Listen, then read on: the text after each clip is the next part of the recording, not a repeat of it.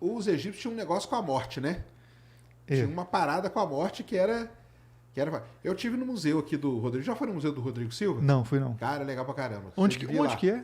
Fica aqui em Engenheiro Coelho. É no campus da Unasp, né? Isso. É Aham. muito legal lá. Lá ele tem. Eu lembrei da escrita porque ele me mostrou lá um negocinho lá que ele tem uma réplica, tudo escrito. E ele tem uma parte ali só dedicada ao Egito, sabe? Aham. E aí a gente conversou lá bastante dessa relação que os caras tinham com o negócio da morte, né? Eles tinham um negócio. Isso aí viu o quê? Era da religião deles? O que era? Então, eles realmente tinham um negócio com a morte, assim, forte.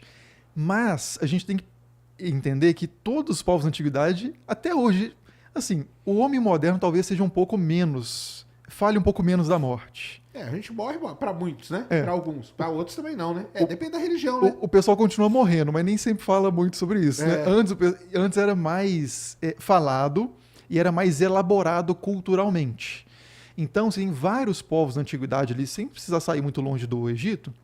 Se você vai para a Mesopotâmia, você tem cultos funerários, tem adoração de ancestrais, né? Em que você lembra os seus familiares. Tem um momento específico do ano, que é uma grande festa, na Mesopotâmia chama Quispú, que os caras chamam os mortos, os seus familiares, para um grande banquete. A festa é no México, então. Isso, muito parecido com o Dia dos Mortos, O Dia né? dos Mortos. Dia de los Muertos. Aham. E Com nossos finados aqui. isso, exatamente, com a tradição europeia, né? Que veio aqui para o Brasil, e também tem muito isso de os santos, né? Os santos na Igreja Católica são mortos, fundamentalmente, são pessoas que morreram, mas são lembrados e cultuados, e se segue o exemplo deles, se pede a intervenção deles junto a Deus e por aí vai. Então, os povos da antiguidade, eles sempre tiveram, não só, mas é mais um fenômeno muito recente mesmo, esse descaso, por assim dizer, com a morte, né? Que a gente meio que ignora o fenômeno. Põe a pessoa para morrer lá no hospital, num quartinho isolado, e ninguém toma notícia, né? Meio tabu você falar de morte. Hoje você fala a palavra morte num stories no Instagram, ele perde alcance. Se você escrever morte no YouTube no título, aí você tem que botar um 0, um 3.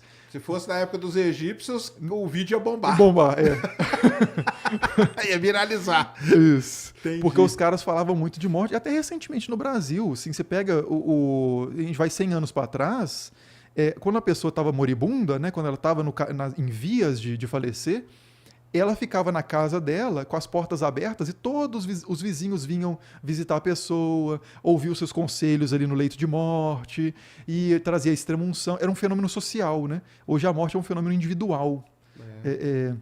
E no Egito, então, os caras eles tinham uma relação muito forte com a morte, porque a morte é um drama que todos os humanos experimentam e ninguém gosta muito, e você precisa dar algum jeito de resolver isso. Você precisa de alguma forma se imortalizar.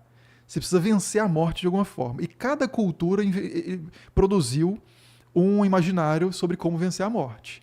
Então os gregos, por exemplo, tinham a ideia da morte heróica, né? Tipo assim, eu vou morrer no campo de batalha e vou ser cantado por gerações e gerações.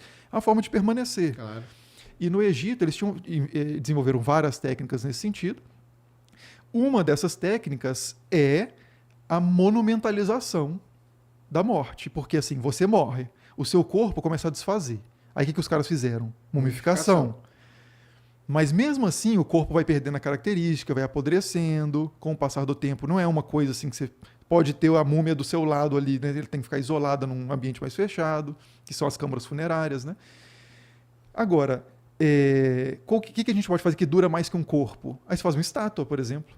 Faz uma estátua do cara e os familiares, os descendentes do cara vão visitar a estátua. Então, é uma forma de permanecer, entende? Culturalmente, simbolicamente, é uma forma de permanecer. A pirâmide também. Pô, quanto tempo que tem as pirâmides aí, né? As pirâmides são uma das 7 maravilhas do mundo antigo. É a única que está de pé. E é mais antiga do que todas as outras. Então, o propósito dela funcionou muito bem, né? Funcionou bem, né? Ela eternizou os caras que construíram as pirâmides. É uma forma de permanecer. E aí tem várias técnicas, né? Mas, assim, fundamentalmente, quando você começa a história do Egito, você já vê os caras enterrando as pessoas. Sepultamento. Isso aí, culturas humanas em geral, pelo planeta inteiro, fazem isso, né? Você coloca o cara debaixo da terra ali. Só que se você colocar o cara debaixo da terra e não fizer nada, ele fica esquecido. Então, ele não permaneceu. O que você tem que fazer? Pelo menos finca uma estaca ali para saber que ele está ali. O que é isso? túmulos. jeito de todo mundo passar ali e lembrar dele, isso você tá meio que imortalizando aquela pessoa. Isso. Hoje acontece mortes na estrada e o pessoal já viu? O pessoal põe lá uma cruzinha, põe uma foto da pessoa. O ser humano é o mesmo animal, por assim dizer, né? A gente pode dizer, os cemitérios aqui em São Paulo tem um cemitério famoso que é o da Consolação, que você passa ali, tem aqueles mausoléus gigantescos, assim, entendeu? Tem uns negócios muito bem feitos. Porque virou meio que uma tradição também, né? O mausoléu mesmo, originalmente, era o grande túmulo de Mausolo, que é uma das 7 maravilhas do mundo também. É um cara que ele não era egípcio e estava super preocupado com a morte e quis fazer um monumento ali para marcar a permanência dele. Né? E além disso, eles eram mumificados e tal, e com algumas coisas, né? Perto também, né? Isso. O pessoal brinca assim que caixão não tem gaveta. O dos egípcios tinha, né? Gavetas enormes, né? Isso mesmo. Mas isso vai sendo gradual, porque primeiro você tem isso, então você enterra. Aí você tem que marcar aquele lugar de alguma forma para tornar aquele espaço distinto de outro, porque senão o pessoal vai pisar em cima, vai construir uma casa nada a ver em cima. Então você tem que marcar aquele lugar. Então você pode marcar com uma estaca, você pode marcar com a pedra, só que isso arqueologicamente não vai sobreviver. Você finca uma estaca de madeira no chão, isso não dura 3.000 anos, né? Então os caras fizeram isso e a gente não tem tanta notícia arqueológica porque o tempo é violento. Mas aí eles foram sofisticando, eles começaram a fazer um negócio que chama montículos, que são montes, montes pequenos, né? É o que a palavra significa. Se você vai juntando, você pode fazer montículos ali de tijolos, por exemplo. Então faz mais ou menos uma pilha de tijolos, faz uma pilha, às vezes, de argila.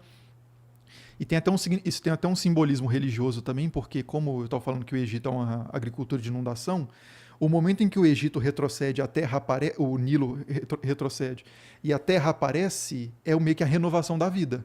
Entendi. Pensando em termos de agricultura. Claro. Tem um mito famoso egípcio, que é que o primeiro deus, que é Atum, ele surge de um monte, as águas retrocedem, e aí tem tipo uma montanha, que é o Monte Sagrado, em que Atum está lá, e lá ele cria os outros deuses. Então essa ideia dos montes, né? Entendi. É muito importante. Então os caras reproduzem isso ali para os seus mortos, né? Principalmente para pessoas que eram consideradas mais... que tinham mais gente também para fazer esse tipo de cerimônia para eles, né? Que tinham mais recursos para construir alguma coisa. E aí você tem esses montículos. Dos montículos você passa a ter uma estrutura muito interessante, são as mastabas. Mastabas. Que são basicamente... Eu acho que tem até uma foto que eu separei aí. Pega aí, Cris. Deixa eu ver aqui. Os montículos eles já tinham forma de pirâmide, nada a ver. Era de montanha mesmo. Então... É que dependendo do jeito que você olha, lembra, né? Isso. Sei lá. Você faz uma base um pouco maior e vai afinando, já começa a ter uma forma, Dependendo né? do material que você faz, você não precisa fazer muitos ângulos retos, né? Se você for fazer um monte de terra, ele fica mais arredondado. Agora, você pode dar para uma criança fazer um monte de Lego, de peça de Lego, vai ter os cantos... vai ficar um quadrado, alguma coisa... É muito mais... Fazer curva em termos de... Com pedra é muito difícil, né? Claro. Então é muito mais intuitivo você fazer se você quer fazer um negócio com base larga e topo fino, que é uma forma mais estável, né? Topo estreito, que é uma forma mais estável. Se você estiver trabalhando com pedra, a forma mais lógica de fazer isso é uma base quadrada. Então tem aí Mastaba Faraum, o nome do arquivo. Essa aí mesmo, isso. Que a mastaba, o que ela é? Ela é uma forma, ela é meio trapezoide, né? Assim, ela tem uma forma assim, retangular, uma base retangular, mas ela tem uma certa inclinação também. Parece uma pirâmide cortada. Sem a ponta, né? E ela é de tijolos, tá vendo? Ela é de tijolos ali, de tijolos de barro, né? De argila, é mud brick, né? Que eles chamam em inglês. Acho que é tijolos de barro. Isso aqui né? é no Egito? Isso é no Egito, Ela chama mastaba faraum, porque isso é um termo árabe que eles deram por causa dos faraós para essa mastaba. Mastaba tem uma palavra em árabe, né? Significa, acho que banco, mais ou menos, um negócio isso assim. Na verdade, era nada mais que um túmulo. Isso. Aí, tem e aí uma... o cara estava enterrado aqui no meio. Não, aí que tá. Ah, tá. O cara tá enterrado, então eles mantêm a tradição de enterrar, de pôr debaixo da terra. Isso aqui é em cima para marcar onde que o cara tá enterrado. A lógica da evolução é o seguinte, enterramos, como é que a gente marca? Põe um poste. Tá. Põe uma lápide. Põe uma pedra, levanta uma pedra. Vamos fazer um negócio mais assim... Fez o montículo durável primeiro e depois a mastaba. Vamos fazer um negócio mais durável? Vamos fazer um negócio mais caprichado para esse rei que morreu aqui? Aí faz, por exemplo, uma mastaba. Só que a mastaba, vê se você consegue passar aí para a imagem, que é mastaba esquema. A mastaba, você pode escavar isso aqui, né? Aí, ó. A mastaba é a parte de fora. Certo. E você tem um túnel, né? Que desce e a câmara funerária lá embaixo. Entendi. Isso. A câmara funerária lá embaixo. E você tampa isso por vários motivos. Primeiro, você quer conservar o corpo. Segundo, você não quer, sei lá, que animais desçam ali como ali que é mais ou menos o primeiro motivo, né? Mas você não quer que roubem o corpo. Tem ladrões de tumba, como você disse. A pessoa é enterrada muitas vezes com objetos rituais, né? Uma estátua de ouro que acompanha ali, isso é muito precioso. Quem tá... enterraram ali, o cara coloca uma estrutura desse tamanho em cima da terra. É um sinal, né? É um sinal que alguém... Aqui tem coisa. Aqui tem coisa e era gente importante, né? Então você tem que proteger, senão vem o ladrão de túmulo, né? E os caras roubaram muita coisa, né? Desde a antiguidade. Desde que começam a construir esse tipo de estrutura, a gente já vai encontrar depois, passando um tempo, né? A gente vai chegar lá, alguns textos em pirâmides que tem maldições para quem violar aquele túmulo. Os caras inventavam uma historinha. Se tem placa, tem história, né? Como você diz. É verdade. Então, se tem essa advertência, é porque tinha gente roubando, né? E essa profundidade era quanto, mais ou menos? Isso varia muito. Isso varia muito, né? Mas se a gente for na escala, tem tipo uma pessoa ali num banquinho, tá vendo? É verdade. Uns 4, 5 metros, então. Isso, por aí. Tá. E aí, o que é interessante? O morto... Você não enterra lá e esquece. Ao contrário, né? Como eu estava dizendo, isso faz parte da psicologia, da sociologia da morte, que é você manter o morto vivo. É você ignorar, de certa forma, reverter a situação da morte. Então ele tem que ser lembrado. Como é que você lembra do morto? Você leva ofertas para ele, você leva comida, você leva vinho e derrama na sepultura, como hoje a gente leva flores, né? Então as pessoas frequentam o túmulo. E aí, nas mastabas, em algumas estruturas, né, você tem essas capelas.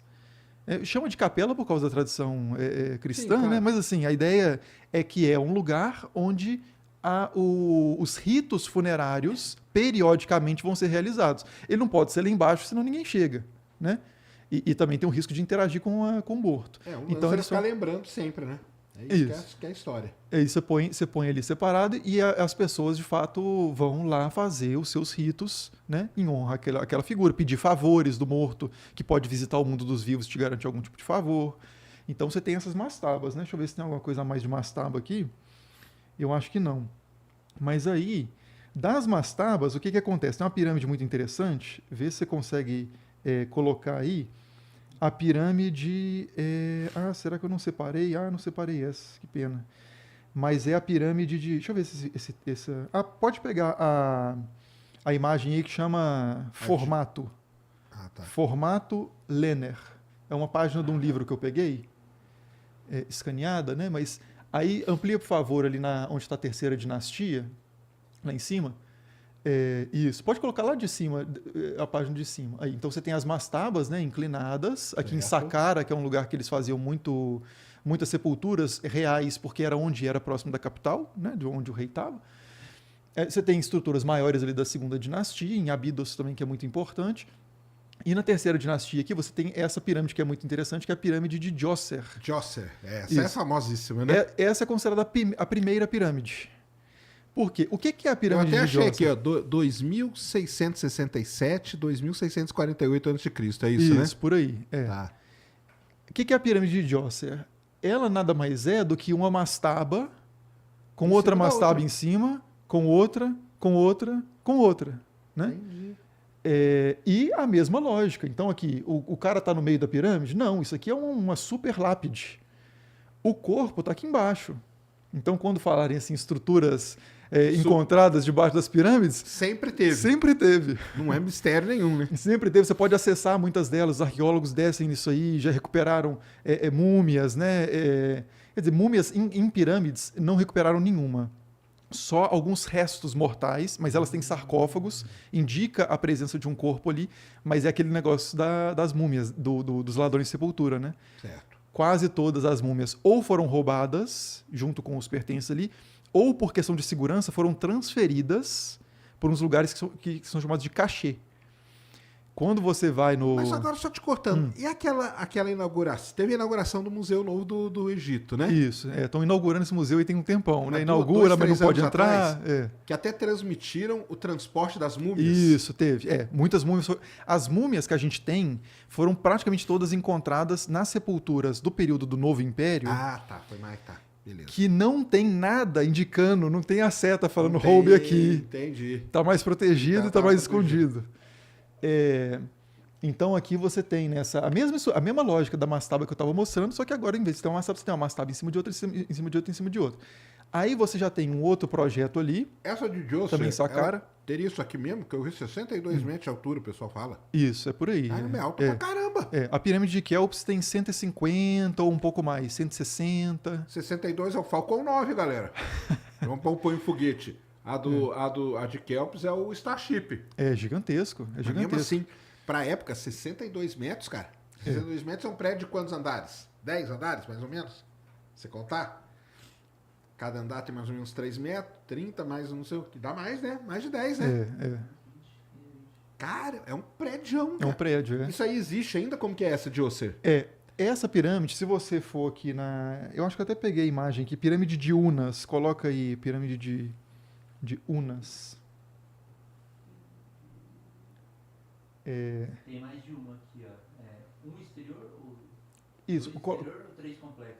Põe a 1, vê se tem a 1 aí. Mas essa existe ainda, tá?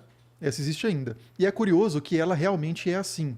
Ela é escalonada mesmo, o projeto dela é para ser escalonada, só que você tem algumas pirâmides, tipo essa aqui, por exemplo, né, a da quarta dinastia, você vê que ela tem tem uma parte interior escalonada, aí os caras faziam um revestimento.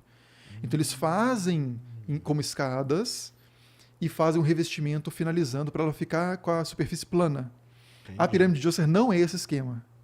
Ele era originalmente mesmo escalonado, se você vê pelo acabamento. Uma mastaba em cima da outra mesmo. Isso. Era isso aí. Isso. E, inclusive tem a suspeita arqueológica, porque o primeiro extrato dela, a primeira parte, o primeiro degrau, por assim dizer, ele é diferente em técnica de construção e de material dos demais. Então é possível que originalmente o projeto fosse fazer uma mastaba.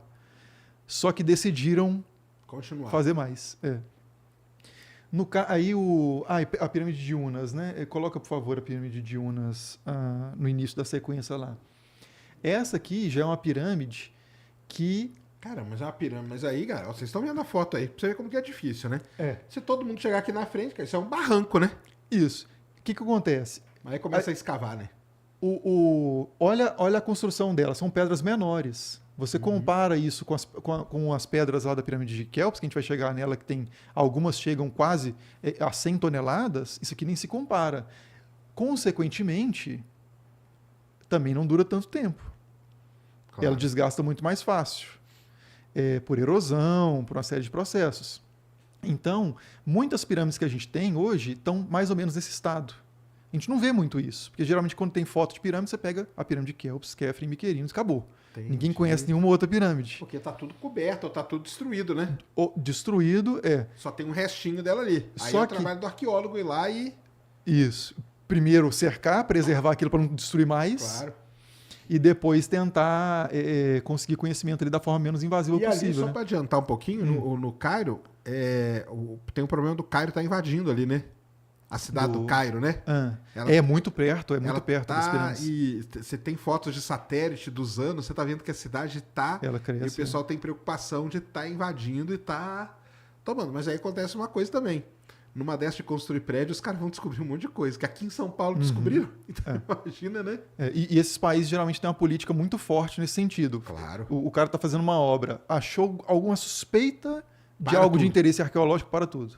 É igual Israel, por exemplo, também. Beleza. Né? Então você tem esse estado. Só que dentro isso está preservado, porque, claro, está muito mais protegido. Claro. Então vão entrar na pirâmide de Unas? Podemos entrar? Põe aí a próxima foto da sequência, por favor.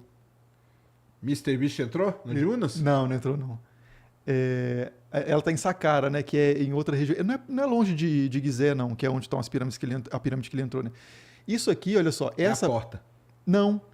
Isso é como ela era do lado de fora. É uma parte que está preservada do revestimento. Caramba! Essas do cantinho que está com corte perfeito ali, isso é reconstrução. Tá? Para efeito de apresentação. Mas essas que estão com corte mais desgastado, aqui, por exemplo, na parte mais central da imagem, Sim, isso é a pedra aqui, ó. mesmo. Aqui, né? E você vê a superfície Lisa. lisa, inclinada. Então, o esquema era dentro ela era o degrau e fora eles vinham e Isso. colocavam liso para fechar. E aí essas pirâmides são interessantes porque a técnica de construção delas não é faz a parte de baixo e vai subindo. Você faz a parte de dentro e vai expandindo de dentro para fora. Entendi. Porque você vê Você envelopa a pirâmide.